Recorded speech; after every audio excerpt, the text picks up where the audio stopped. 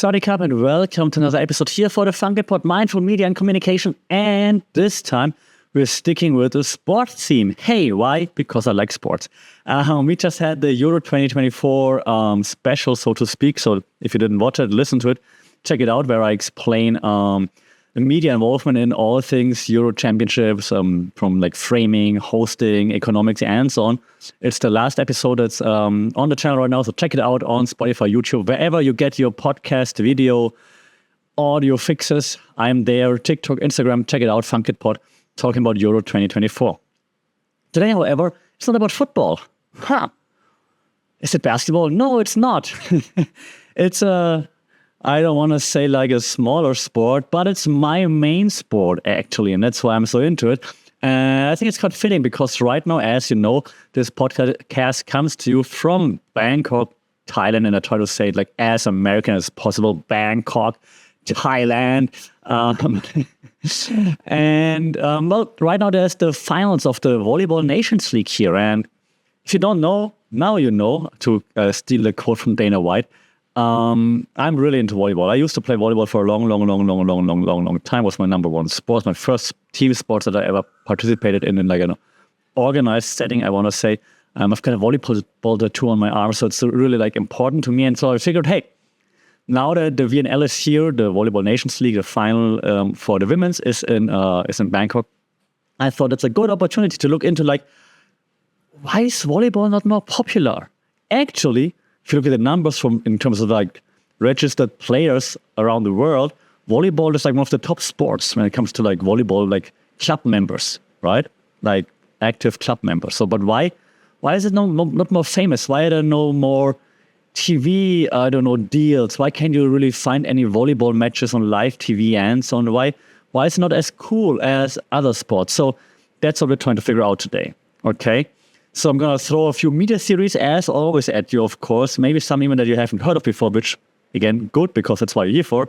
And I hope we take away a little bit of like inspiration and maybe a few ideas in regards to how to get volleyball onto the next. Maybe get some ideas of how to get volleyball onto that next level, so to speak.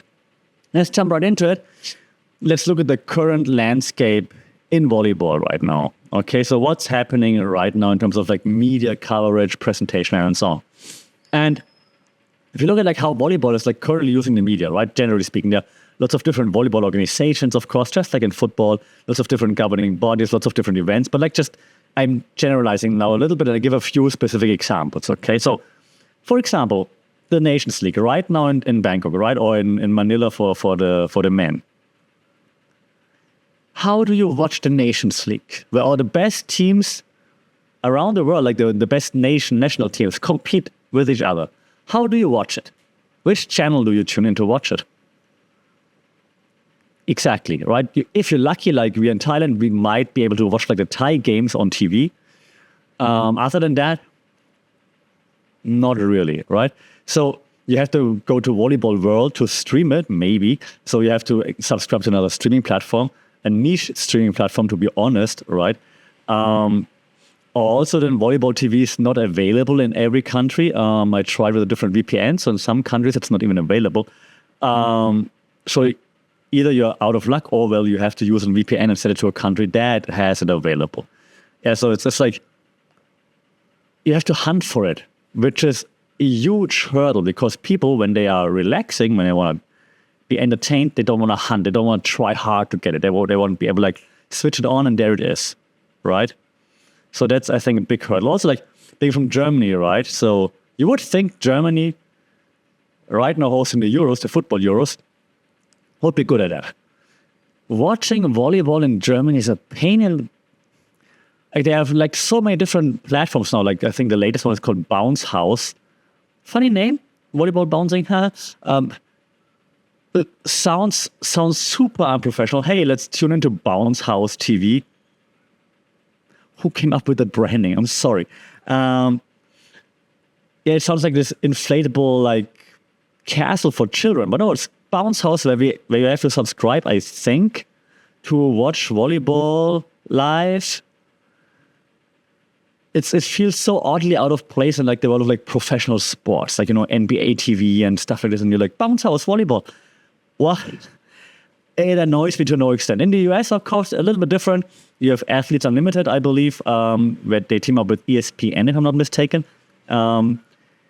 But let's be real, it's definitely not on par with the NFL and NBA. And I mean, there's a reason why the best American players don't play in America, for example, right? Like once they go pro. So that leads us to like a few different challenges in the media coverage, right? So there are lots of hurdles that volleyball is facing, like mostly limited visibility compared to like all the other major sports. The audience, super fragmented, right? Like hardcore volleyball fans, they go all the way to figure out like how to watch it. But like people who just enjoy a little bit of volleyball, they're not gonna go like hard and try to figure out how do I watch Brazil versus China, for example. So, and the engagement levels with the audience, best described as, so to put it bluntly. See, I'm losing. I'm so into that because volleyball used to be my life. So I'm like, oh. So if I put it bluntly, there you go.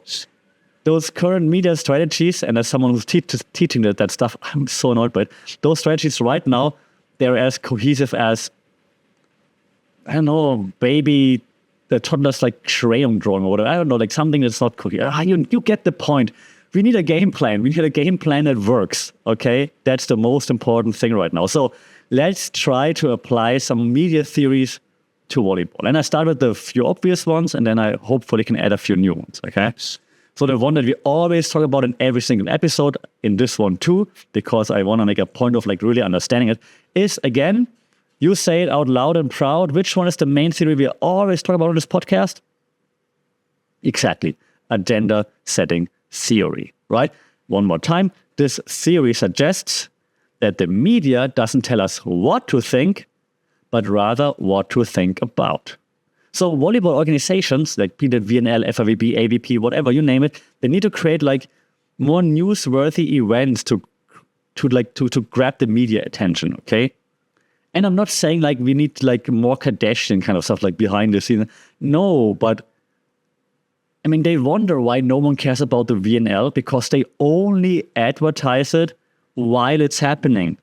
It's like, okay, then, I don't even know, a year break? I don't even know. And I'm really torn about it. And it's break, no one talks about it, and then here we go again. It's like, that's not how it works. It needs to be more coherent, okay? It cannot be like just here VNL and then nothing, then now again, and then nothing. Yeah, that's not how it works. It needs to be more coherent. That goes for everything else as well. And so right now it's more, even in beach volleyball gets a bit more coverage because it's cooler, more fun, I guess. But the tournaments advertise themselves, right? So, okay, now we have the FIVB Beach Masters in whatever, Hamburg. Now we have the FIVB Beach Masters in whatever, Doha. And they're advertising themselves. They should be more coherent. And yes, I'm looking at the U2 volleyball world, based in nice, cozy Switzerland, thinking everyone's coming to you. That's not the case. Okay, you need to be more proactive. You need to have like a better, coherent strategy. If you want to be the go-to platform for volleyball, great. Yes, good idea. But then be better at it. Okay. Okay, let me calm myself down, being cool, calm, collected as always, and give you an example. NBA, far away from what volleyball is right now, of course, but they have lots of viral moments that then catch on, of course. They have all-star games. Is there a volleyball all-star game, for example, like in any country? Yeah, so everything the NBA does goes crazy. Anything volleyball does not. And of course, I understand you can't compare like apples and bananas. Bananas win. But I mean, it's some inspiration to be drawn from. Yeah, create moments that people can relate to and that people are gonna enjoy. Yeah. Okay, moving on. Next theory we always talk about, framing theory. That's how you present stories. And that's where I think that AVP, FIVB, Volleyball World, VNL, whoever is involved can learn from. Okay, maybe even Bounce House. Like volleyball can frame the narrative by highlighting like, I don't know, maybe more players. Let's be honest, if you're watching football, we're very invested in the players, right? Jude Bellingham, Jamal Musiala, Bambi rocking the Euros right now. What a baller, right? So we're very interested in like those individual players. Now, if I ask you to name your favorite volleyball player, you probably struggle, right? So maybe we should also highlight them a little bit more, because what they're doing is nothing short of spectacular at times. The VNL, they play, during the tournament, they play a game every day. Screw football, playing a game once a week. They play a game every day during the tournament. Insane. Up to 5 sets. Crazy. And yet they don't get the accolades that they would deserve. Why? Because the presentation, demonetization incoming, the presentation sucks. Okay? So again, I'm sticking with the NBA because NBA fan, but also football, right? So storytelling, NBA is great at storytelling. They highlight like players like backstories, for example, like Stephen Curry when he breaks another 3-point record, for example. Wemby's rise to stardom from France, now Rookie of the Year, for example, right? So tell more stories. I have a podcast, I think a few weeks ago, I talk about storytelling. If you need help, Volleyball World, VNL, AVP, FIVP, maybe not AVP, FIVP, weird ball. Nice ball, but just different. Actually, I like the AVP ball better than the FIVP ball. Doesn't matter. If you need help telling stories in volleyball, reach out. I might even help you for free because I want volleyball to be more successful. So tell stories about teams, about players, about, backstories, like why are they competing, like what's on stake, like why this tournament is so important. We need more stories. No one knows anything. Okay. Third theory we always talk about on this podcast, use and gratification. I keep it short because you should be familiar with it. Use and gratification tells us why people consume media. Volleyball needs to understand what the audience wants. Is the audience looking for entertainment, inspiration, and a reason to avoid doing the dishes? I don't know.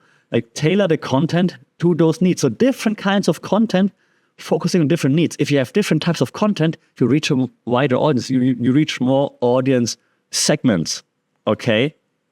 And if you reach different segments, then you also have different entrance points to your story. If you only tell one-way story in one certain way, for volleyball hardcore fans like me, like, yes, I want to see it. But my mom, my sister, whoever is not that much into volleyball, they're not into like the hardcore facts about volleyball.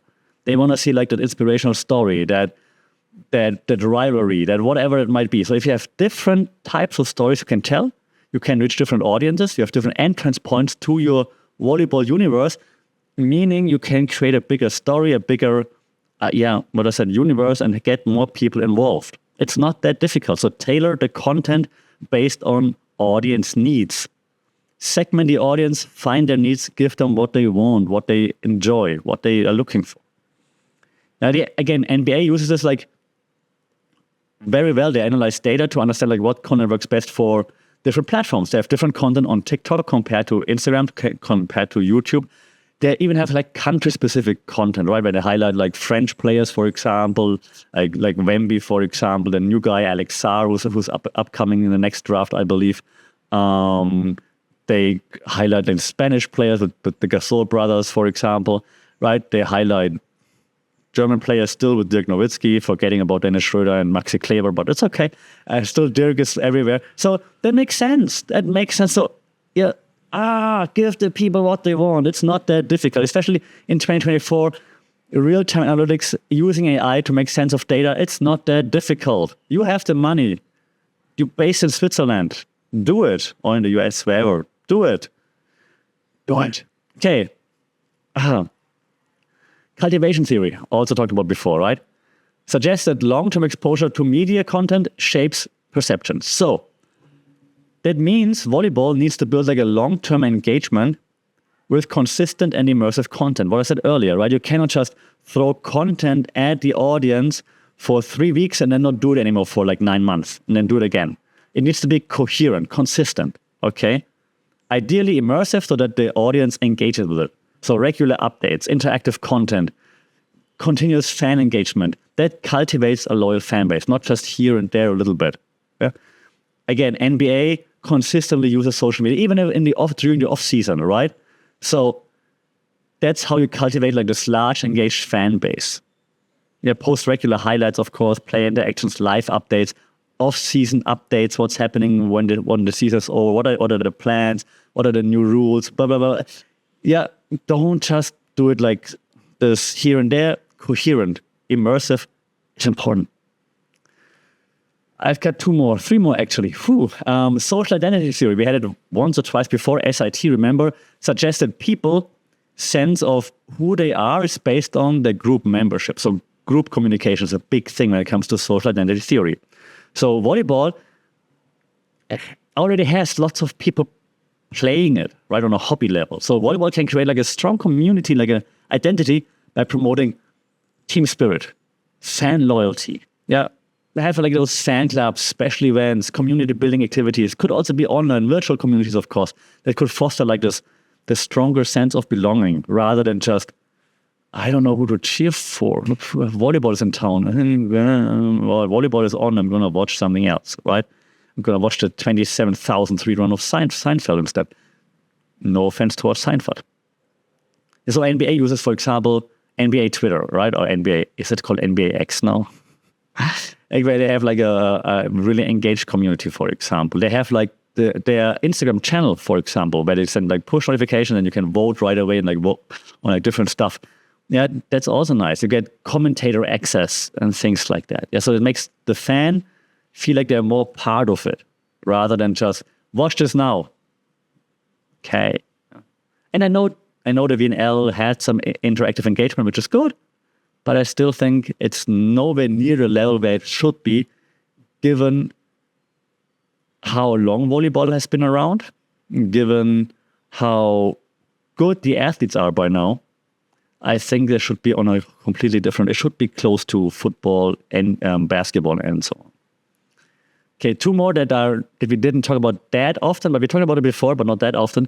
One that I'm really keen on is called diffusion of innovation theory. Okay? So if you've ever wondered, like, why do some innovations take off and why some just flop? And the diffusion of innovation theory explains that a little bit. So in this case, I think volleyball should leverage like new technologies in a sense, in a way that makes it more tangible, more easier to understand. And they're doing it.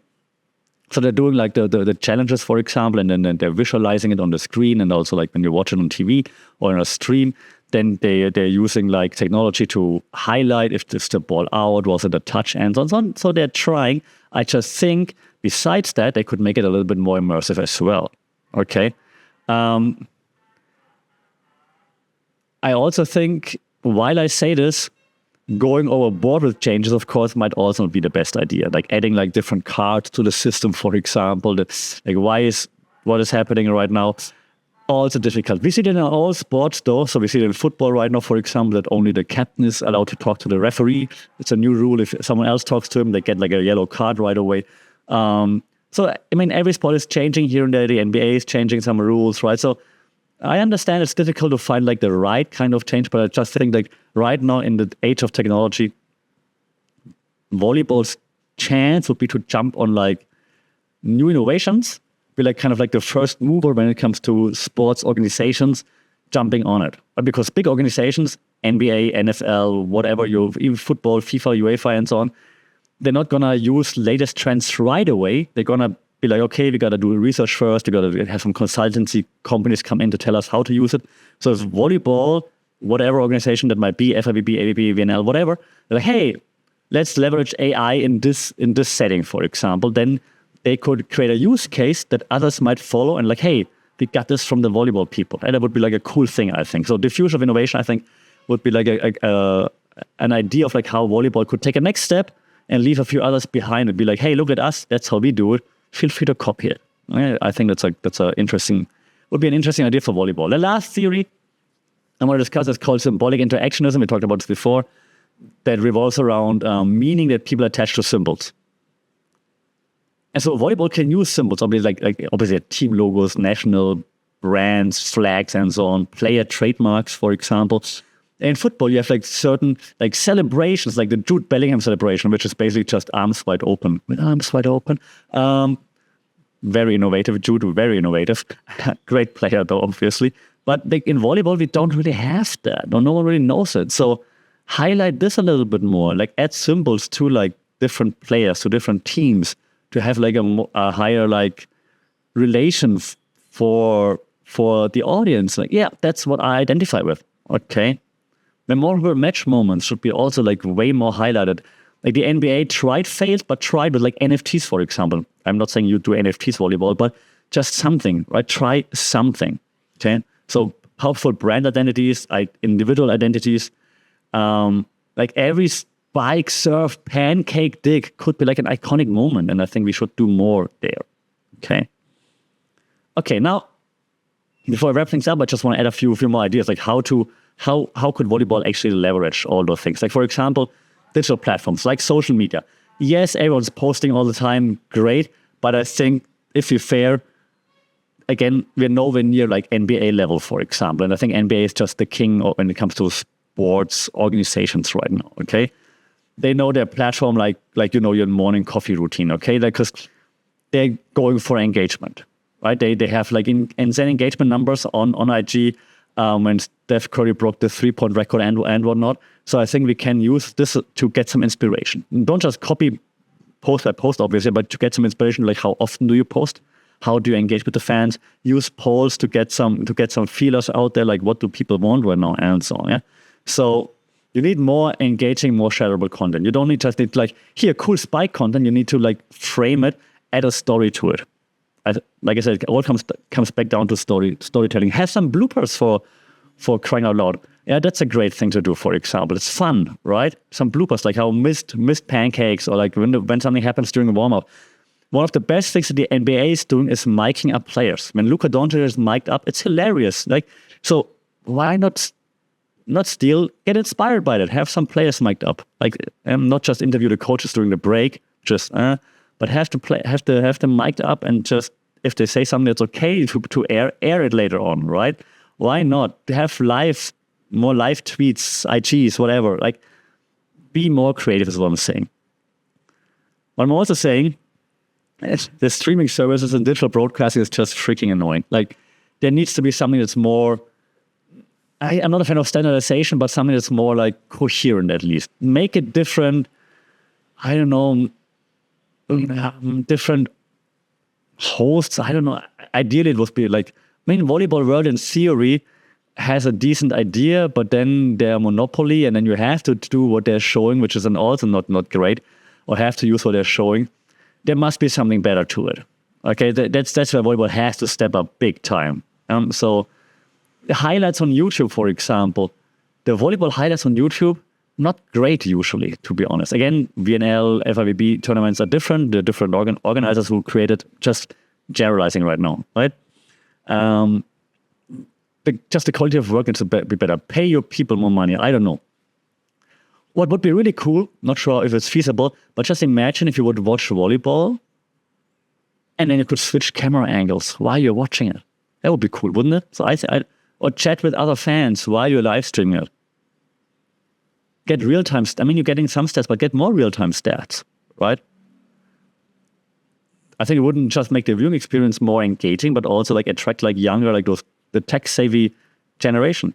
So utilize it. Like I said earlier, the future of innovation, use those innovations. They're at your fingertips. They're there. You can do it. Just do it. Lastly, in this segment of like what to do, personalization, AI, right? AI is the not secret ingredient to like personalization, because you can analyze data faster. So, and the NBA pulls data from all platforms to understand what works best and tailors the content accordingly. Why doesn't volleyball do that? AI-driven recommendations on volleyball TV, not just like those random, like here's the next game for you to watch. Like, no, personalize the content better. You know who I am, you know what I click on. Give me the content that I want. Not that difficult, to be honest. Okay, almost there. I have two more things I want to say. When we look at like case studies, for example, like success stories from other sports, if you look at like NFL, they have like had some great ideas with like VR experiences. That's really out there, of course, but they're trying, like virtual tours of stadiums and so on.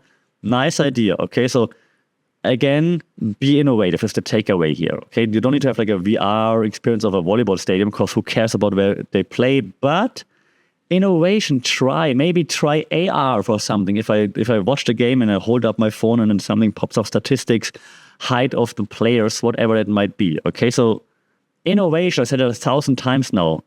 Innovation also means more innovative campaigns. I mean, the AVP did like Athlete of the Day, for example, which was cool. They showcased like players on IG, for example, like how they improved. And from last year to this year, there was a cool idea. More of this. All right, FIVP, VNL could all learn from this. So more of this. You see how I'm really into this. Okay, let me wrap things up. So, your future, like, because I'm in the way of like, I'm writing academic papers right now. So at the end is always like recommendations for future research. So here's the future recommendations. Okay, embrace, and I said one last time, emerging technologies. That's your unique selling point, volleyball. If you move faster than everybody else, then people are gonna copy you. Other sports gonna copy you. Be first, okay? Be bold. Try something. Be a little bit reckless. Why not? Do it, okay? Community building. There are so many registered volleyball players around the world. How can you not utilize this to like the professional stage? Okay, community building, fan engagement. That's the key to success. Lastly, I didn't mention this, but I think that's also like a way to separate yourself from the rest: sustainability and inclusivity.